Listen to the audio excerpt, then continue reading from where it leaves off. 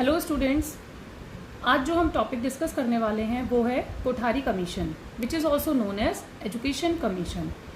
It was set up by the Government of India on 14th of July 1964 under the chairmanship of Daulat Singh Kothari. Kothari commission Daulat Singh Kothari पे ही नाम दिया गया है क्योंकि दौलत सिंह कोठारी के द्वारा ये कमीशन लागू किया गया था 1964 में ऑन 14th ऑफ जुलाई.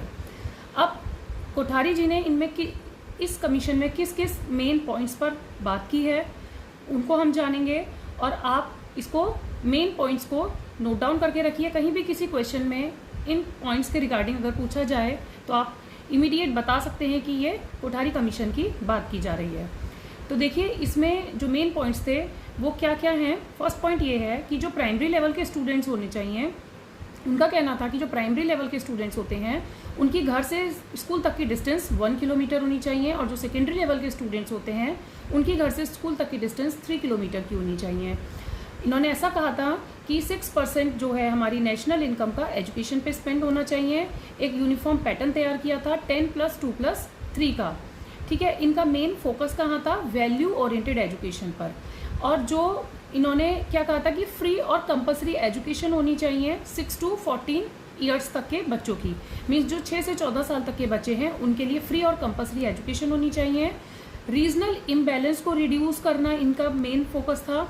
और साइंस एजुकेशन और रिसर्च में उसको प्रमोट करना. Promote science research and education. Next point क्या था? Promote science education and research. Next point, at least 1 agriculture university in each state. Her state में एक एग्रीकल्चर यूनिवर्सिटी होनी चाहिए. और उन्होंने प्रोविज़न दिया था लैब का, लाइब्रेरी का और टीचर्स की सफिशिएंट स्ट्रेंथ होनी चाहिए. तो इस तरीके से कुछ मेन पॉइंट्स हैं.